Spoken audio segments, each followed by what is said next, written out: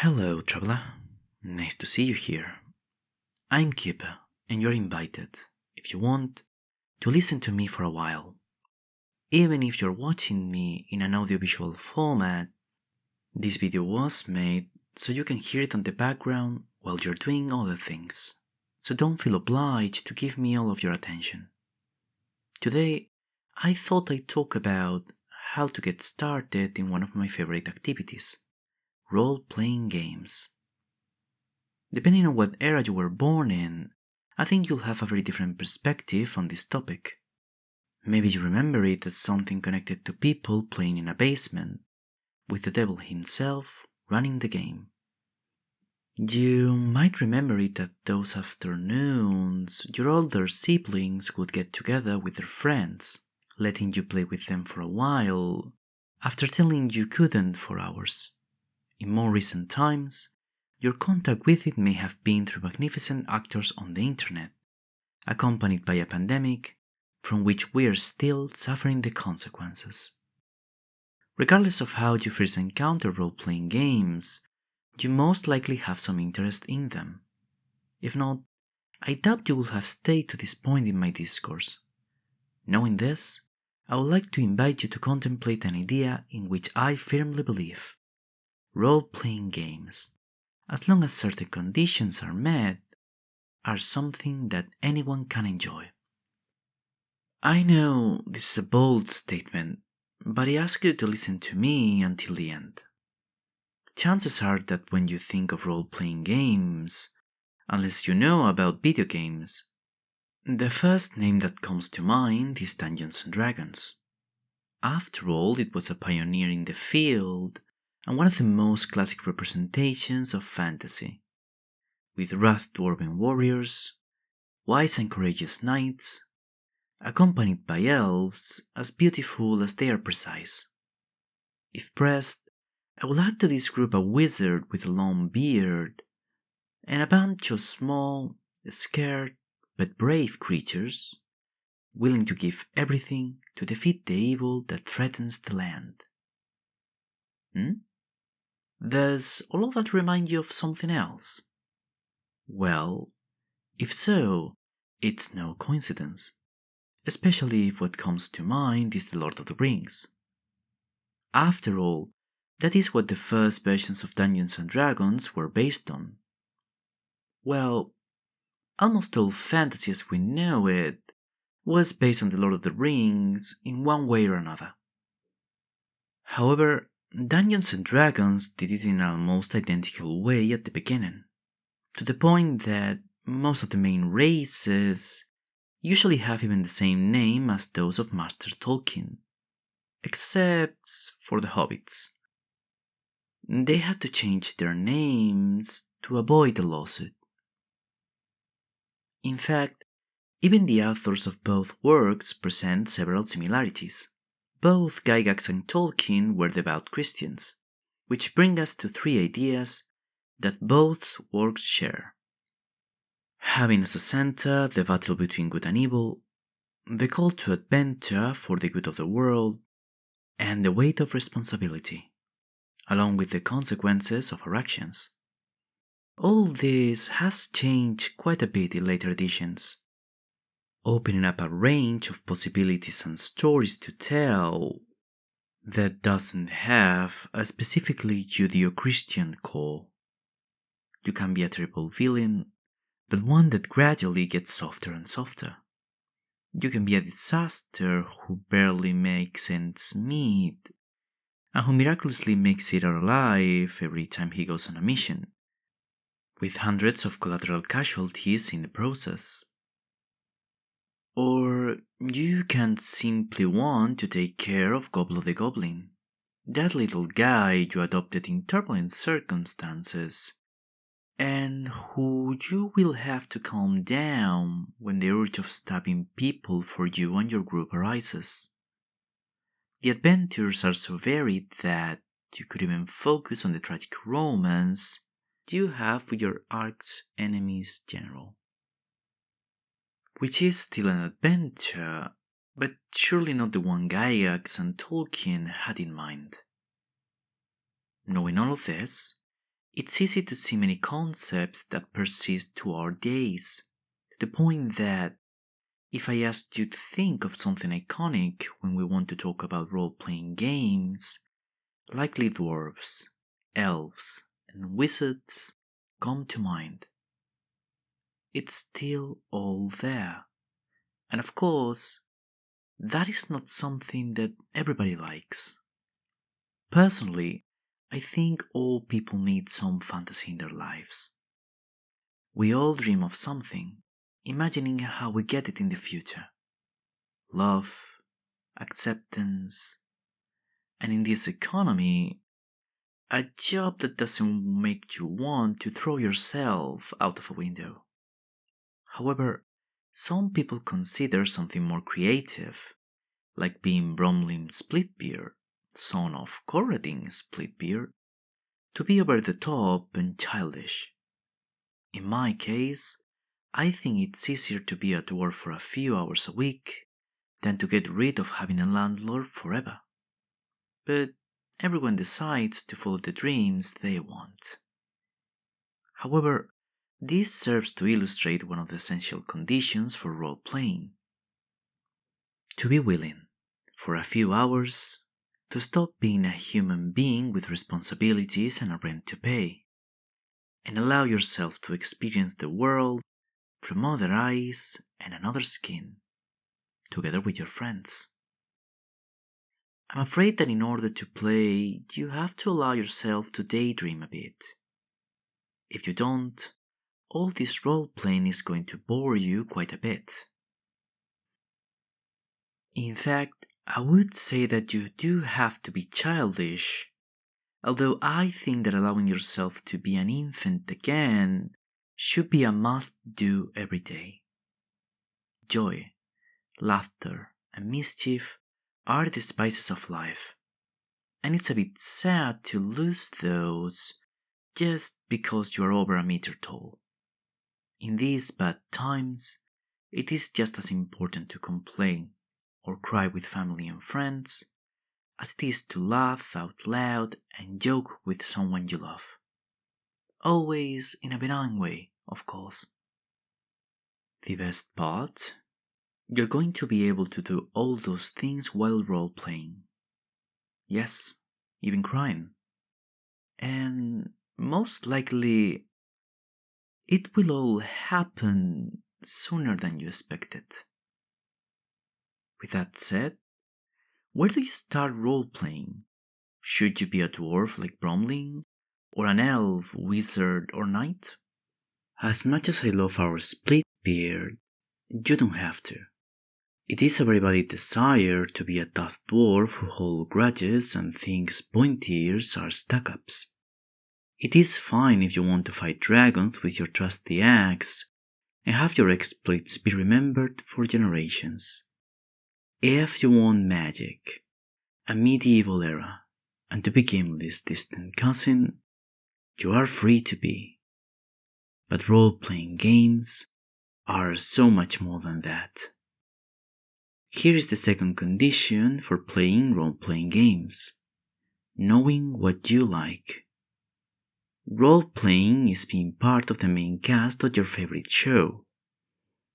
It can be a movie, a series, or a saga of novels, lived as a video game in which the only limit is the one that your game master and your companions have. So, if you meet the first requirement, you just need to know what kind of story you want to tell. Do you want to replicate the world of the Lord of the Rings? Or maybe you want to be a space cowboy, rodeoing with asteroids and dueling under the star of a remote system? Or do you want to start solving cases Scooby-Doo style, only to realize that more sinister creatures and horrors beyond the limits of the universe are far realer than you thought at first? It's up to you and your friends to decide the story and the setting. No one else's. Well, now that you have decided to be another creature for a few hours and you know what kind of story you want to enjoy, What do you have to learn to play? And even more important, what system do you choose to play? Do you have to play Dungeons and Dragons? If you have been interested a little in all these topics, you have surely seen a multitude of dices and strange words, like classes, races, spells, adventures, skills, weapons, rules, supplements. When you start, it can be overwhelming the amount of data that you seem to have to learn. To top it off, Dungeons and Dragons is just a system, one that can be adapted to some extent, but that has a very specific focus on magic and adventures. You can't change things to adapt it to what you need, and there's a lot of homebrew content that allow us to tell a variety of stories, demonstrating the passion that RPGs generate in people. But when you want more, well, you use other systems. Do you want to be a mafia vampire tortured by his own immortality? You have World of Darkness. Do you want to investigate time-forgotten horrors that will shatter your mind at the mere utterance of their name? Call of Cthulhu could be your system.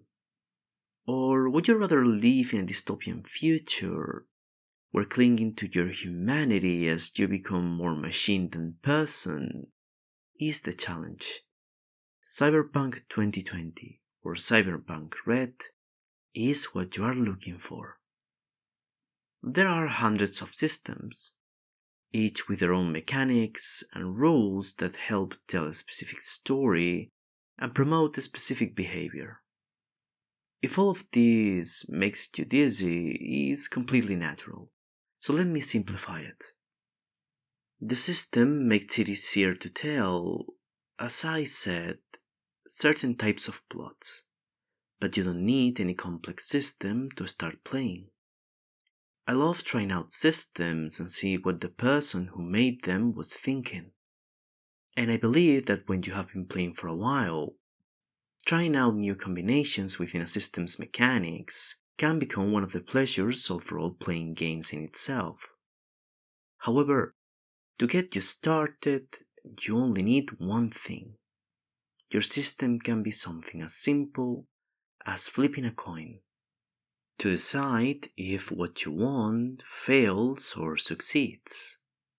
For example, in Lasers and Feelings, we only need a six-sided die to count everything we need.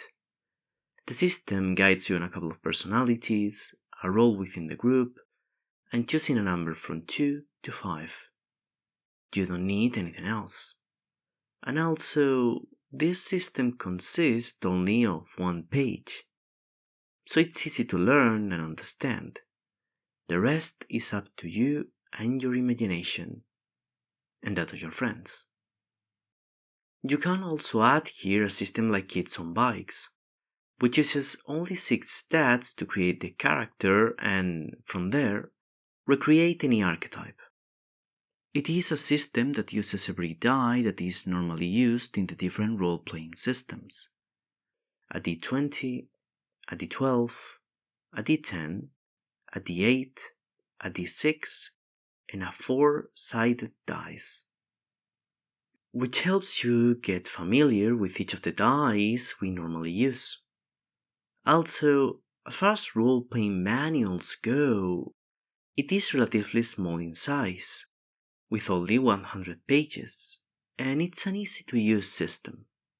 Therefore, new game masters do not have to feel that they are facing an insurmountable experience, and can start playing with relative ease in a couple of days. Speaking of game masters, I think the reputation they have of being a dark and strange figure is something that swarms the internet. If you have been interested in the whole world of RPGs, you might have read a variety of stories from game masters. either they being horrible people who create stories where everyone must submit to their will,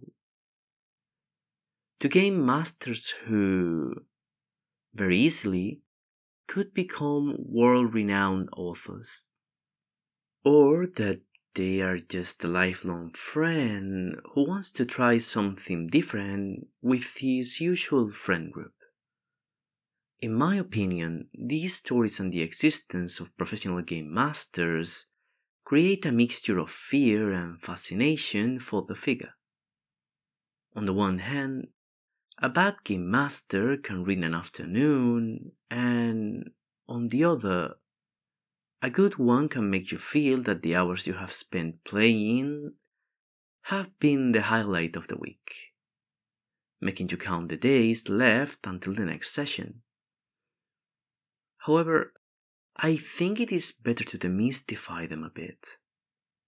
A game master is still someone who, like you, wants to have some time a week to enjoy with people in a different and exciting world, where they can experience and explore emotions that would be impossible for us to have otherwise.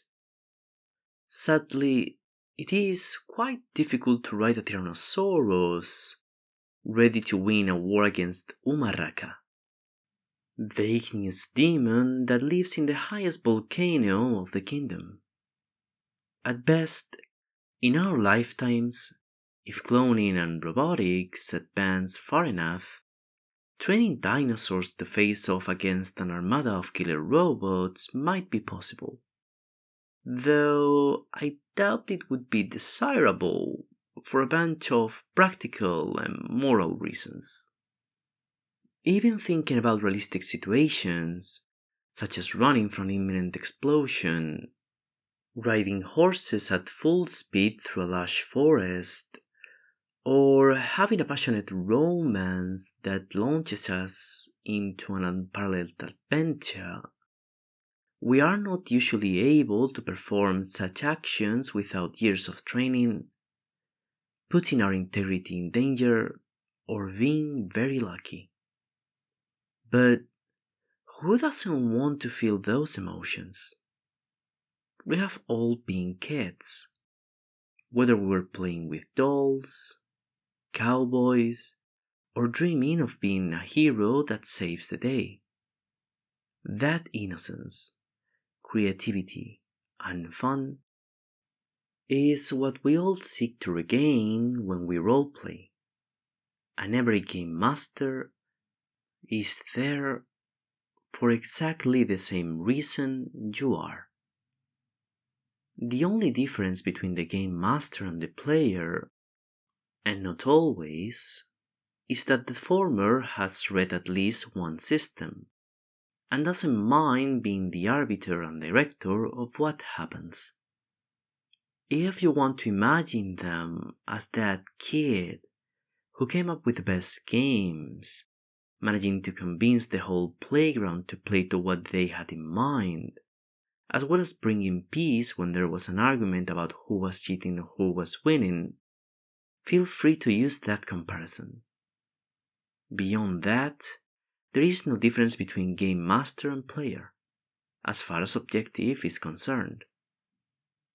Of course, the game master is doing a difficult job. There is a lot to prepare for a game.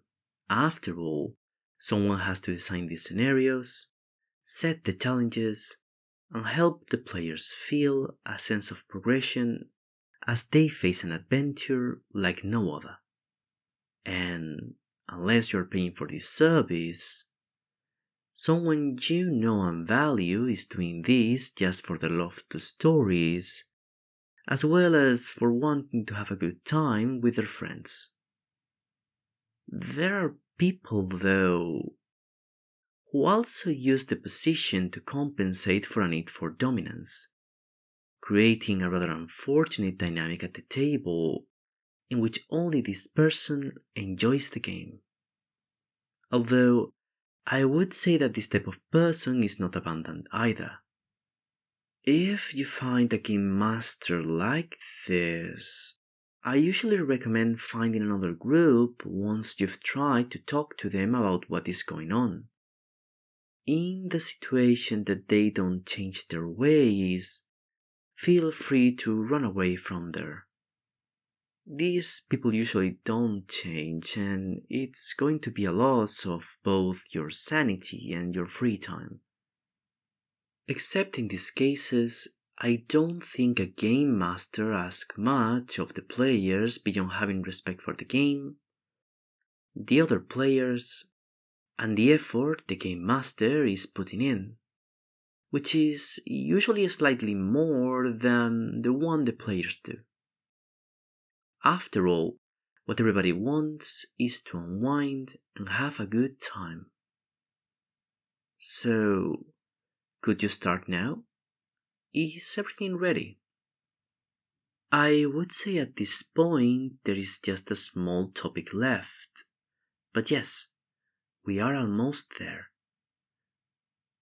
You see, due to the variety of themes and systems we have out there right now, it is likely that you will find some situations that may be unpleasant, either because of very explicit violence, because they remind you of something you prefer not to think about, or simply because they entail something that makes you feel bad. Not all of us have been able to have trauma-free lives. So it is normal if someone prefers that certain sensitive topics for them are not touched at the table. If hearing about this makes you think of something that might fall into this category, you should let your game master and the rest of the players know, even if it's just a preference you have. There are also a multitude of support tools for this, like Session Zero, the Veils, and Merit systems. Don't feel bad about having to talk this out, because no one who cares a bit about you is going to want you to have a bad experience while playing a game. With that ready, we can begin. You will arrive at the table, greet your friends, or meet new people, and then introduce your character. Depending on the system, you will be clear about some characteristics and not others. But in most cases, you will have a general idea of their personality, job, history, and skills. As a suggestion, it is good to spend at least 10 minutes going over everything your character can do before starting the sessions. This usually helps in several ways, as it will make you know better what your character can do in each moment, and it can also make you see where you have doubts or what things you don't understand. It is normal if there are skills, magic, or powers that you don't fully comprehend, and I am sure that your game master and companions will be open to answer any question that comes up about those. And if it turns out that none of them know, well, you can check the rules for that. Never feel bad about the possibility of not knowing something, or because you are inexperienced. Remember, even in The Lord of the Rings, populated by experienced figures with centuries behind them, the protagonist is Frodo, a simple peasant who didn't even know how to handle a sword, and also being unaware of the forces he would have to face. That is the nature of adventure, and indeed of role-playing games.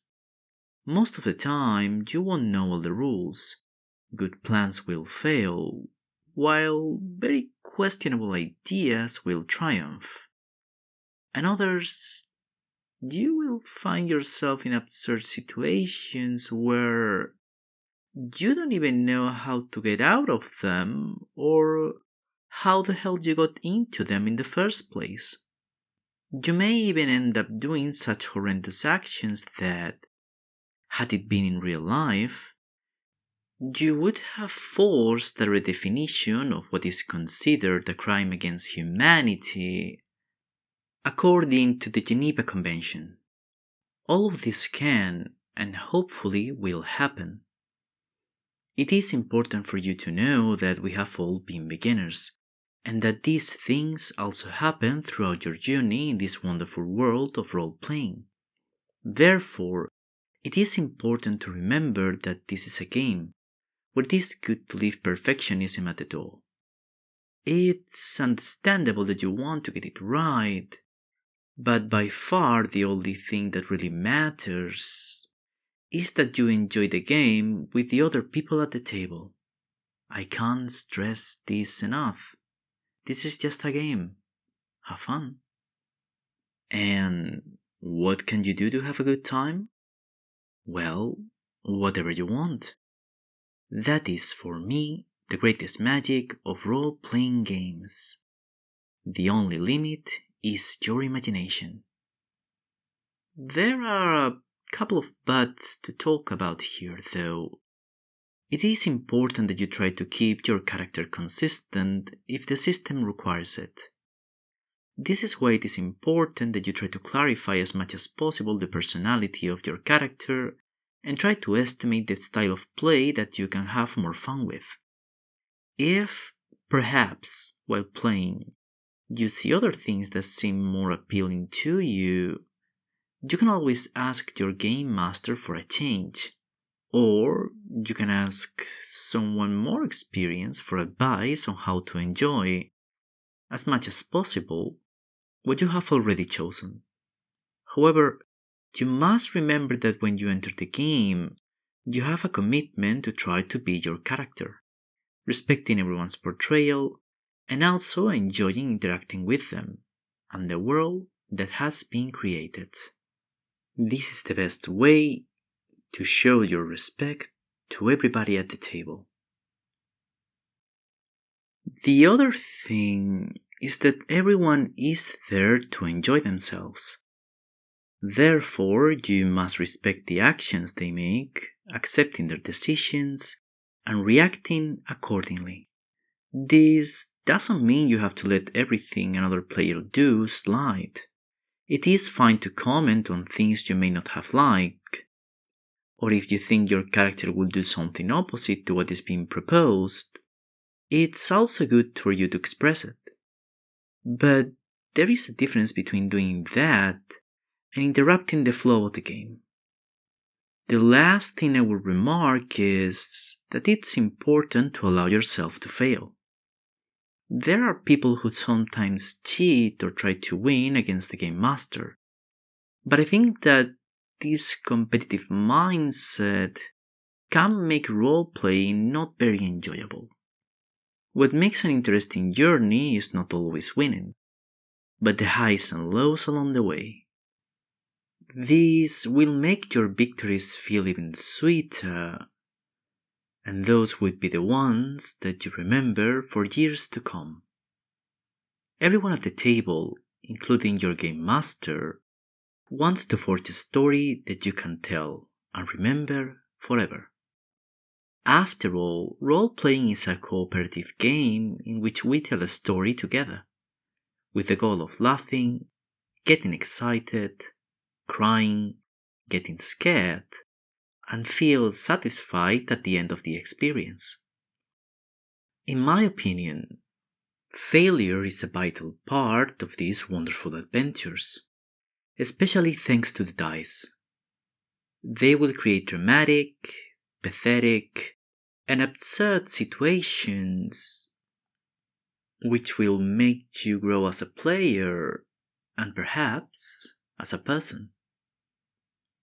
I know that failing can be scary, but remember, as long as you are in the company of people you care about, you don't have to face the consequences of it alone. and you will be safe. Allow yourself to explore as much as possible and let yourself experience all that you may not have dared to do before. Be another person entirely. Express yourself in ways that seem off to the natural you. You're a character now. You can do that. Such is the nature of role-playing. I believe that, after this talk, you are ready to begin your journey. You will encounter many things on your way. Servants of the dark forces, allies who are as powerful as they are kind, and you will have such a variety of experiences that, at the end of the adventure, you will feel you can write a book, or even a saga of them. These emotions and memories will accompany you on future journeys ahead, and if you end up falling in love with this hobby as so many of us have done before, it won't be long before you will be racking up exploits, discovering distant lands, and protecting the world from the machinations of a megalomaniacal villain on a weekly to monthly basis. I don't know what your first journey will be like, or what will come after the first one, but isn't that mystery one worth discovering? Now, I wanted to ask you, are there any RPG, video games, animation, or similar topics that you might find interesting? Part of my goal with this media is to connect with you, so any questions or topics that attract your attention will help me guide the direction of the channel. If we get enough comments, I will try to make a video answering the questions you raise.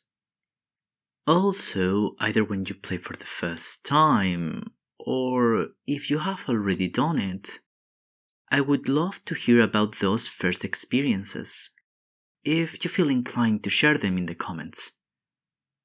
Thank you so much for taking a moment to listen to me, and I must also thank the main contributor who made this video possible, Dying Like Icarus 13, who made all the art of my avatar that you have seen.